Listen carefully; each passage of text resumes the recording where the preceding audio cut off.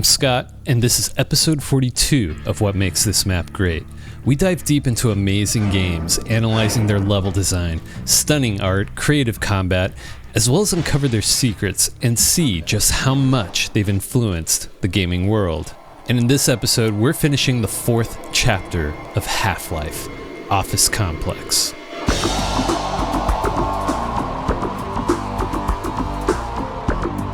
Deep underground, within a secret research facility, we've mistakenly created a resonance cascade, tearing open a rift to an unknown dimension. Massive destruction followed as hostile alien creatures teleported into our world. We take on the role of Gordon Freeman, theoretical physicist. Armed with a crowbar and donning an HEV suit, we fight to reach the surface for help as we make our way through Sector D, the Office Complex, and survive its challenges. One of the best things about Half-Life is how it delivers narrative. This scientist has important news to share. I just overheard a secure access transmission. Soldiers have arrived, and they're coming to rescue us. Of course, I have my doubts that with Luke long enough to greet them. Soldiers are here to help us. That's great news, but we still need to make our way to the surface. Up these stairs, we've got head crabs at the top. The perfect high ground position to land a jump straight to your dome. There's also a security turret that guards from up high. Thankfully, these stairs have a solid concrete wall to break line of sight from it. And to top it off, a zombie waits just down the hall of this corner. But if you've been playing video games for a while, I think you know what to do with this explosive crate placed here. This upper level feels different from the prior. Pipes along the wall and ceiling, venting overhead. Reminders that this isn't your typical workplace. And a red door at the end. Let's play it out. Be mindful of the turret and watch out for those head crabs.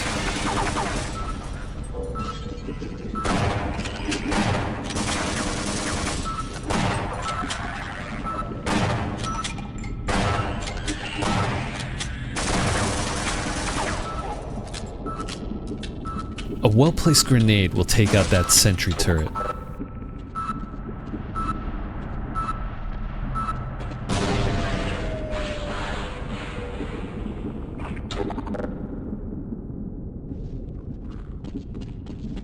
Let's blow this zombie up. What a beast. He survived it. Shoddy to the face then. Proceed carefully here. Great time to get close and use that double shotgun blast.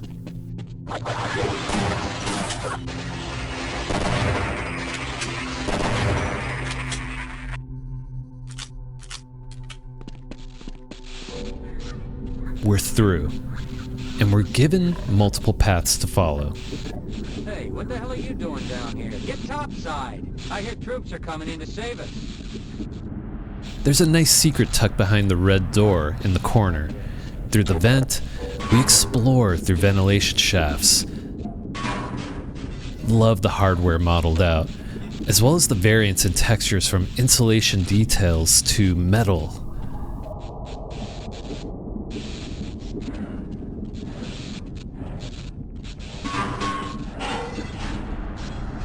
Exposed piping here looks cool, dangerous with the red lighting. Of course, head crabs are great enemies for these tight quarters.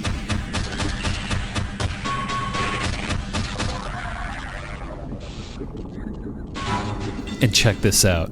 We're traversing on top of the venting from the hallway we just went through with the zombie and the two Vortigaunts. Always great to get multiple uses out of a space in a map. Continuing on, we overlap with the space below. We'll explore that area a little later. Again, great layering happening here. And this is a nasty setup. headcrabs bust through this wall on the right, while you're walking on this precarious rafter system. A true test of keeping your cool while fighting to avoid falling down.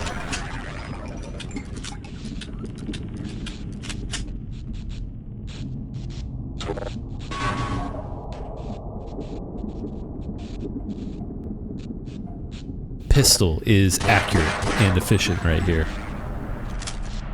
And if you've been paying attention, we fell through some ceiling tiles earlier in the map.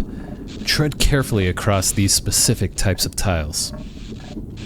But in this case, it's a good thing we drop here, as this whole branching path is a secret area. We land in this locked office with ammo and a health charger. Love the warm low light in here, creating a soft amount of bounce light in the room. Grab the ammo, top off, and through the door. Going right is the main gameplay path, but we should backtrack to where the guard is, and where we entered the vent. There's a branching path leading down a ramp that's worth exploring. I love how the lighting down below is white. It contrasts with the yellow color of the upper areas, and the lighting under the grated ramp looks great. Tucked in the back corner of this basement area, it looks like a storage space, one that a bull squid decided to call home. A great setup to demonstrate some cool interactivity with the crates as it attacks. Let's check it out. Okay, I'll cover you.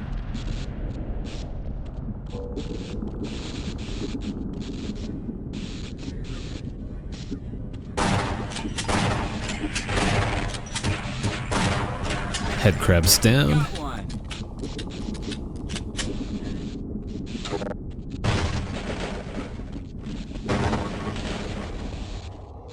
Bull squid busts through the crates. What a surprise.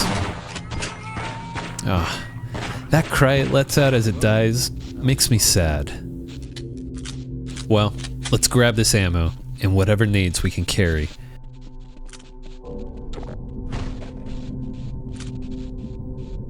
It's not over though.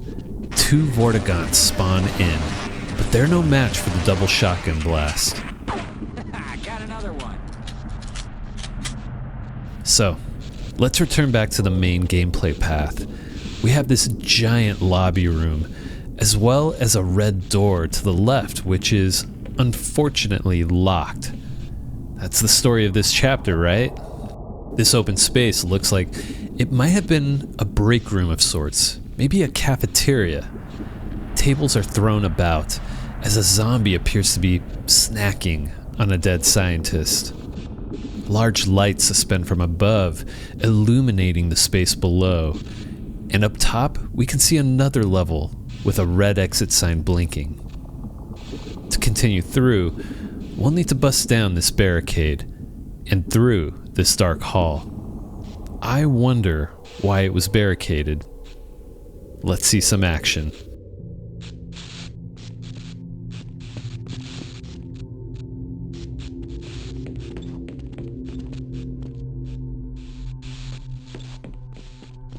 Barney opens up and lights up the zombie as headcrabs drop down from above. He makes the encounter fairly easy.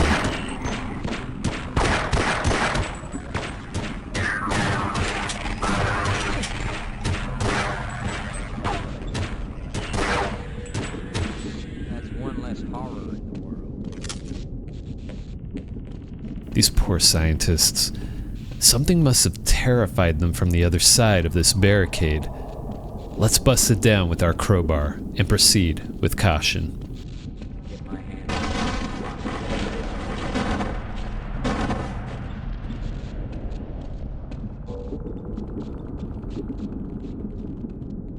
Huh, we've got a coffee bar. I love coffee. More zombies. Best take them out.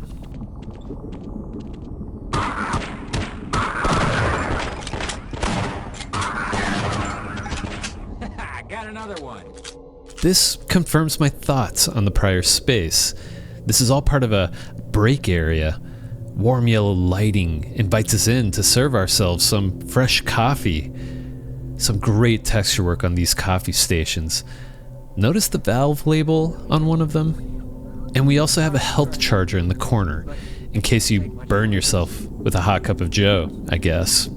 Seems weird that these zombies are placing scientists on tables. Maybe a remnant memory before they were turned. Moving forward, this is one of my favorite spaces in this chapter, the freezer.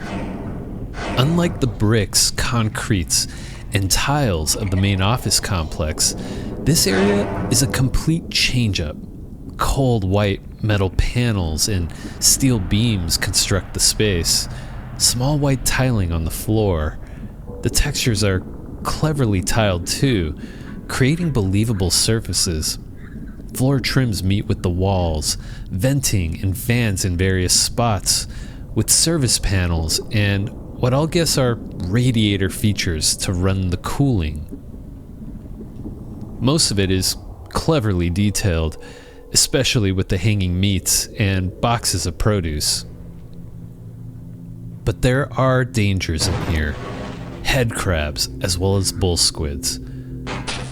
We'll need to navigate this space and take care of these threats. This back corner offers a gruesome scene, a bull squid's dinner with some ammo pickups.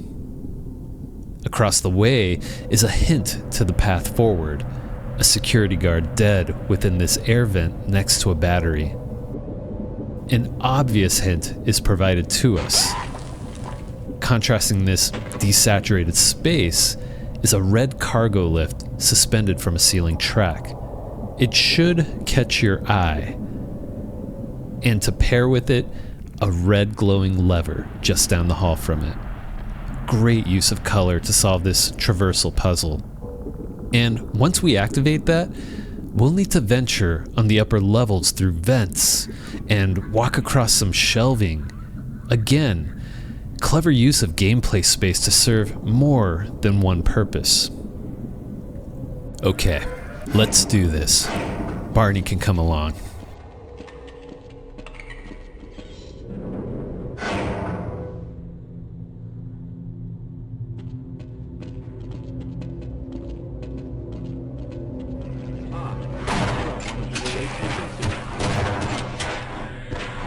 Man, see that shot?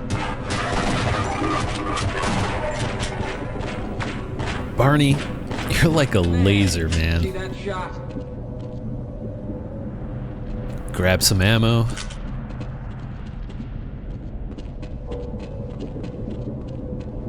Let's take care of this bull squid.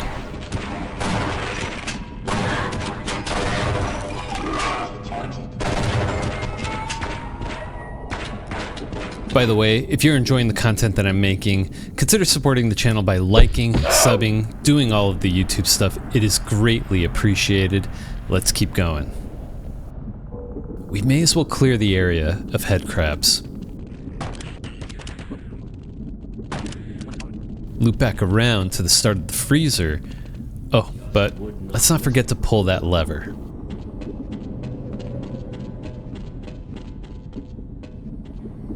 And there it is. The cargo lift is in motion. You go on without me.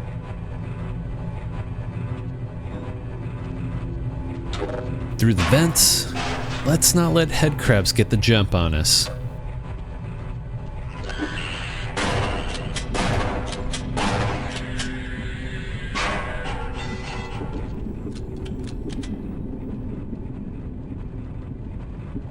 The lift requires a quick jump. Bust the crates for some goodies and walk through to this vent opening.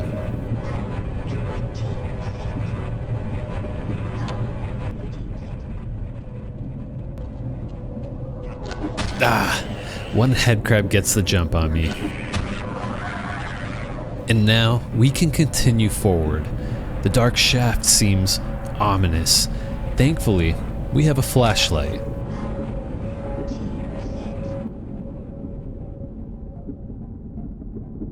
Busting through this grate, we discover another traversal puzzle. But with barnacles acting as our threats and blockers, don't let the ammo distract you from the terrors above them. They're fishing for their next meal. The map designers were nice to place some dangerous clues. In case you aren't looking up, there are bones and viscera placed in specific areas where the barnacle may be just out of sight. On an old CRT monitor from the mid-90s, and most of our family PCs being in an overly bright living room, it was hard to spot them out. I love the cool green lighting. We see it used a lot in ventilation shafts like this. Our way forward is through the use of this ladder, which will require us to do some jumping on top of vents so we can climb into this other open shaft. Just be careful. If you get caught by a barnacle, they can do some heavy damage quickly. God, that chewing sound is terribly detailed. I love it.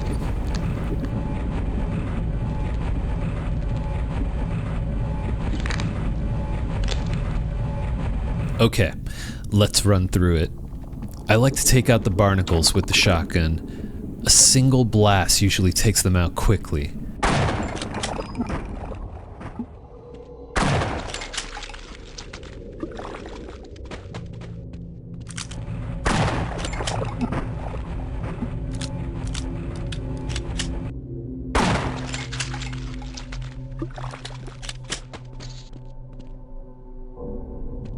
Up the ladder, turn around, and there's a landing ledge.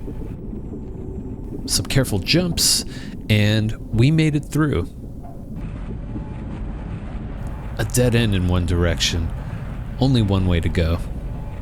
Our flashlight is almost out. Hope we find the end soon. A head crab. It's dead. Here's a vent grate, our way out. On the other side, we have a downed guard being cared for.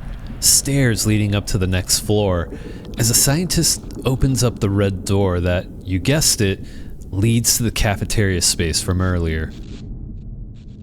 A zombie waits to ambush just around this corner though. Best to take him out before he chases and kills the running scientist. Back to those stairs though, it takes us to the final halls leading to the exit of the office complex, and it ends with quite a finisher. Looking through the red door, we get a peek of that upper balcony above the cafeteria room. An exit door can be seen, but the door is locked. We'll have to find another way. This door also holds a surprise. I'll save it for the playthrough. Back down the main hall, a wonderful sequence plays out. A dexterous scientist dives through the glass just as a zombie breaks through the left wall, and another zombie faceplants the landing from the upper hallway glass window. Such a dramatic moment. I remember experiencing this scene in some of the early demos leading up to the release of Half-Life. If we act quickly, we can save all of these NPCs from danger. Here we go, through the vent. Wow, that zombie got close to the scientist. The guard gives us some insight of what's to come. Hey, don't count on the cavalry finding us down here. Head for the surface. Elevators are out of order, but we can still climb. The elevator is indeed down, and we'll need to make a daring climb. Through the red door, we're able to backtrack and pick up some ammo we left behind, or even use some of the prior health chargers to top off. That's if they aren't completely spent. Let's grab the guard, leave the scientist behind, and make our way up.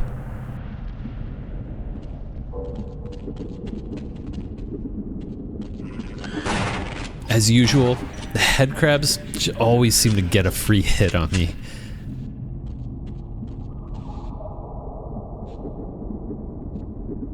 here's that surprise. A familiar face. It's the G-Man. Always seems to be a step ahead of us. He could have opened the door at least. Back to the main hall, the doc runs for his life. Let's take care of these zombies.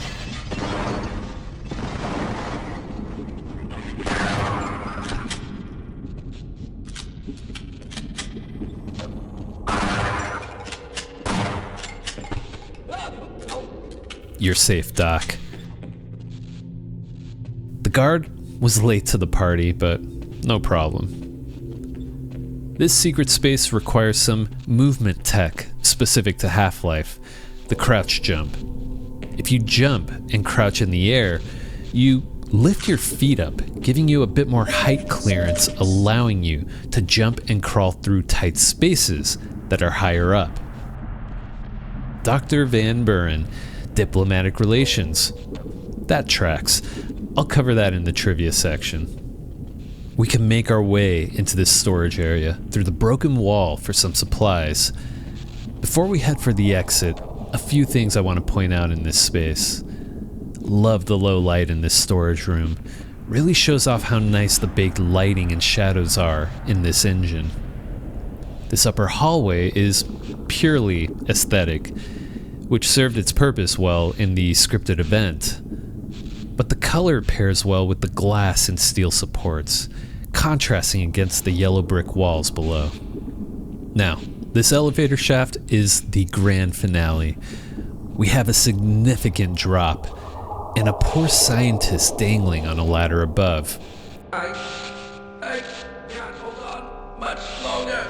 We'll need to make a daring jump to the ladder across, as well as climb up some precarious ledges to this elevator.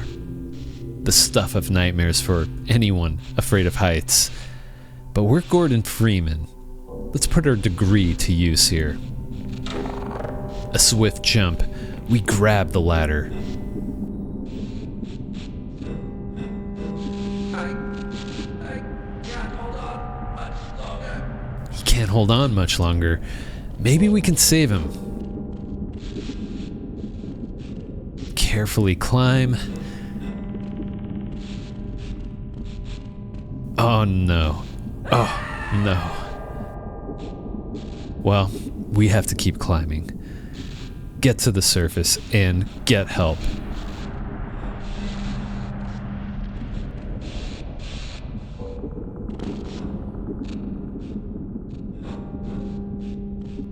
Top of the elevator, we bust through a vent and enter this broken elevator.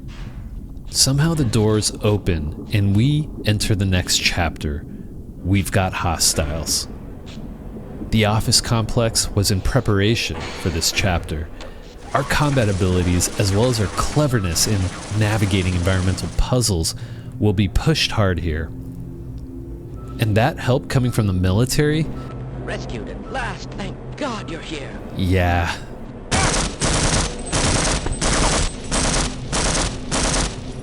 They've got other plans. This is a wonderful chapter with some excellent art and level design. We'll make sure to cover it in a future episode.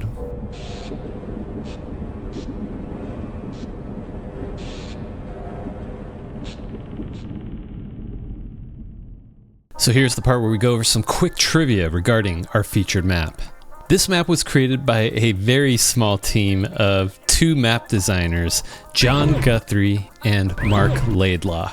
Marc Laidlaw has stated that this chapter is slanted toward the player who is still mastering basic skills while preparing the player for more dangerous encounters later. Instead, we are provided plenty of small-scale puzzles, disabling turrets and electrical threats, pushing and climbing with physics objects, and of course, interacting with NPCs to open doors or secret stashes.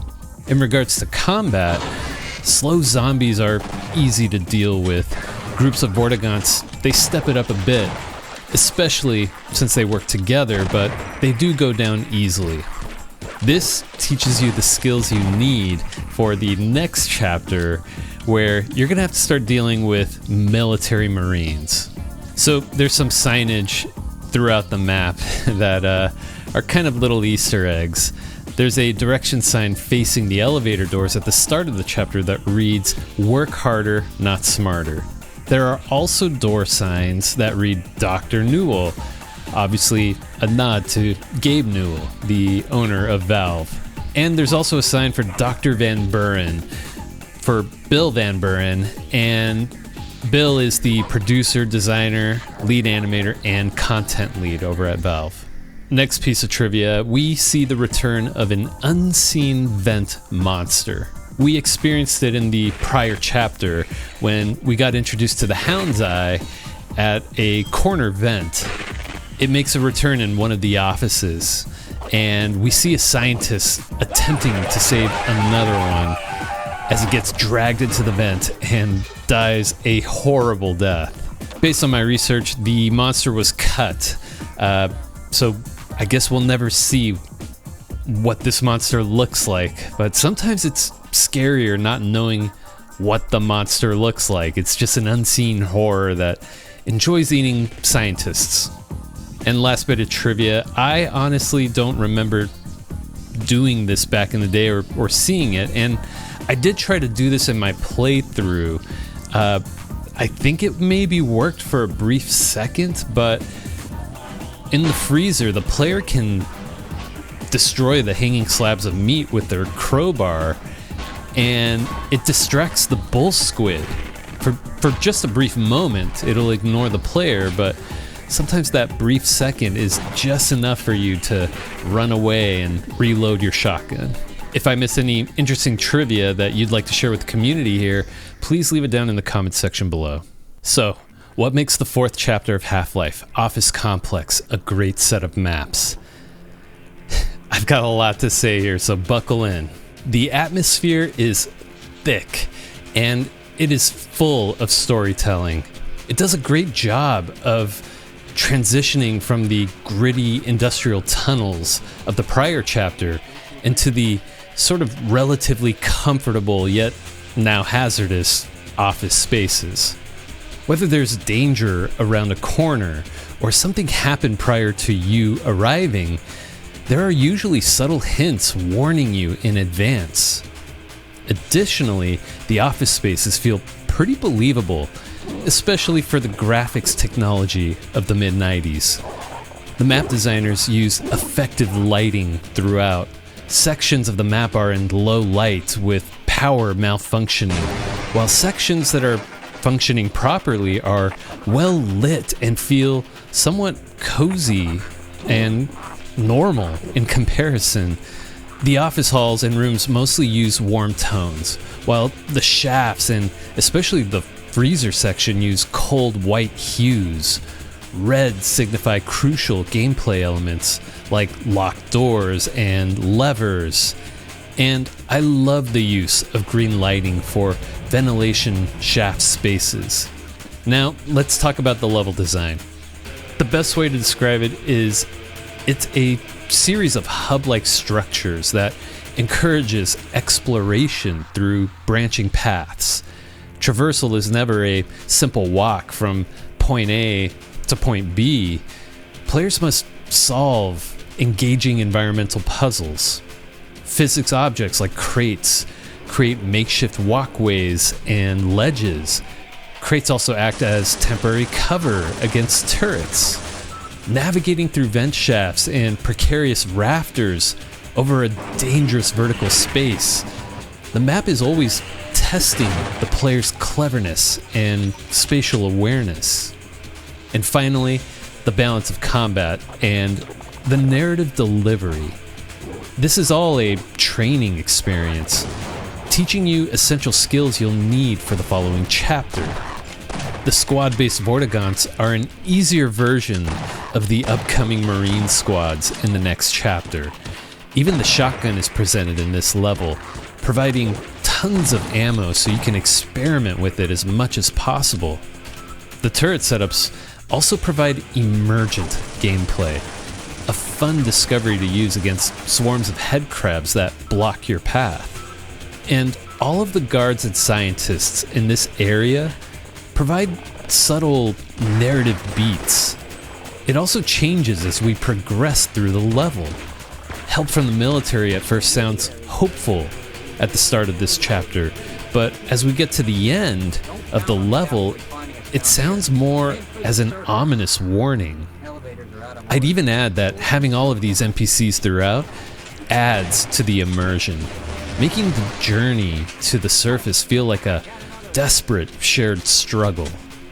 John Guthrie and Marc Laidlaw created a magical experience with the Office Complex. Its atmosphere, layout, and narrative moments combine to transform a video game level into a timeless experience that sticks with us for decades. You made it to the end. You definitely don't let those head crabs get the first hit. What are your thoughts on this second part of Half-Life's Office Complex? Did the bull squids in the freezer give you a hard time? And did the shotgun become your main weapon in these early chapters?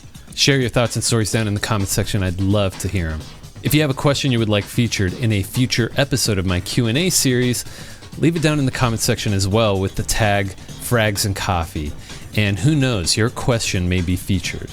Shout out to my channel members, and a special shout out to Redagast5316.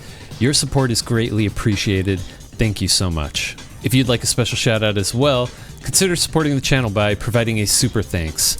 Check out my membership tiers for cool perks like early access to my videos, priority responses to your comments, as well as a special role in my Discord server, which I'll have linked down in the description below. Enjoyed the video? Hit that like button, share it with friends, and subscribe for more great gaming content. And if you're looking for more, check out this recommended video right here. Thanks for watching. I'll catch you in the next one. Oh my